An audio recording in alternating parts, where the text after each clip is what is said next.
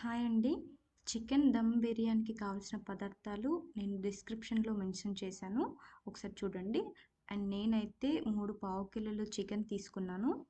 దీన్ని మంచిగా వాష్ చేసుకోండి మీరు ఫస్ట్. సాల్ట్ అండ్ లెమన్ వేసేసి క్లీన్ చేసేసుకోండి. వాష్ చేసేసుకున్న తర్వాత మనం దాంట్లో ఉప్పు, కారం, పసుపు, లెమన్ వేసేసి ఈ మిశ్రమాన్ని మంచిగా కలుపుకోండి. మీకు తగినంత ఉప్పు, కారం వేసుకోండి. నేనైతే 1 స్పూన్ పసుపు వేశాను అండ్ 3 స్పూన్స్ కారం వేశాను. సాల్ట్ వచ్చేసి 1½ స్పూన్ వేశాను.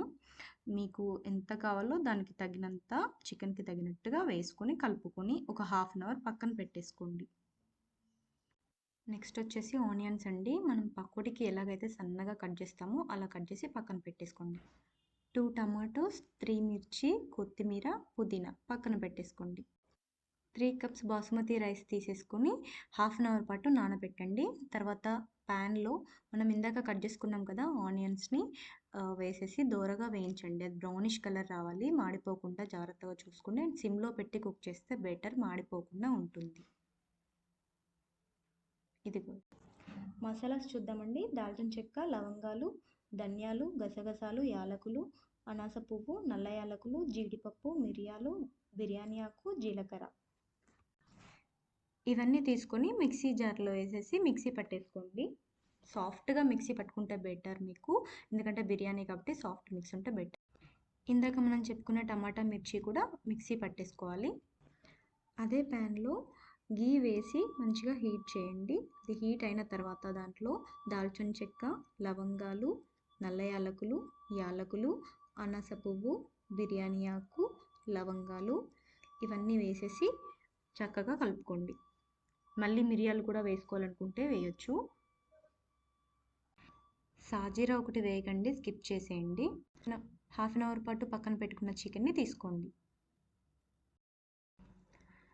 టమాటా మిర్చి మిశ్రమం ఉంది కదా, దీన్ని తీసుకొని ప్యాన్లో వేసేసుకొని చక్కగా కలుపుకోండి. ఇది కొంచెం బ్రౌనిష్ కలర్ వచ్చేంత వరకు వెయిట్ చేయండి. సిమ్లో పెట్టి హీట్ చేయండి. హీట్ అయిపోయాక చికెన్ని ఈ ప్యాన్లో వేసేసి చక్కగా కలుపుకోండి. కంప్లీట్గా ముక్కలు ఉడికేంత వరకు వెయిట్ చేయండి.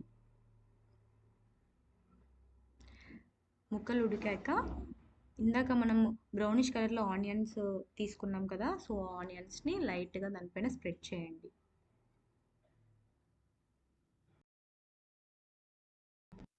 ఇందాక మనం బాస్మతి రైస్ క్లీన్ చేసుకొని పక్కన పెట్టుకున్నాం కదా, సో ఆ బౌల్లో ఉన్న వాటర్ని, రైస్ని వేరు చేసేయండి. రైస్ని తీసుకొని ఇంకో బౌల్లోకి పెట్టేసుకోండి. అండ్ రైస్ కుక్కర్ బౌల్లో వాటర్ నేనైతే 3 కప్స్ తీసుకున్నాను కాబట్టి 3 గ్లాసెస్ ఆఫ్ వాటర్ పోసాను. అది హీట్ అయ్యేంత వరకు వెయిట్ చేయండి. అండ్ కొద్దిగా ఆయిల్ వేయండి వాటర్లో, ఎందుకంటే రైస్ అంటుకోకుండా ఉంటుంది. అండ్ దీంట్లో ఇందాక మనం వేసిన బాస్మతి రైస్కి కావాల్సిన యాలకులు, లవంగాలు, దాల్చిన చెక్క, బగారాకు ఇవన్నీ వేయండి. ఒకవేళ కలర్గా రావాలనుకుంటే బయట మనకు కలర్ కూడా దొరుకుతుంది.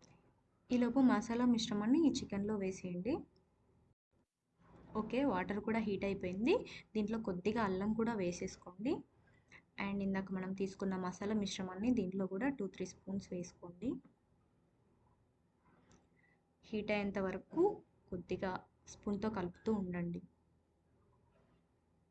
తర్వాత ఇందాక రైస్ మనం పక్కన పెట్టేసుకున్నాం కదా, అది హీట్ అయిన తర్వాత వాటర్ రైస్ బౌల్లో వేసేసుకోండి. రైస్ అవ్వడానికి 15 మినిట్స్ అలా టైం పడుతుంది. సో రైస్ అయ్యేంత వరకు వెయిట్ చేయండి.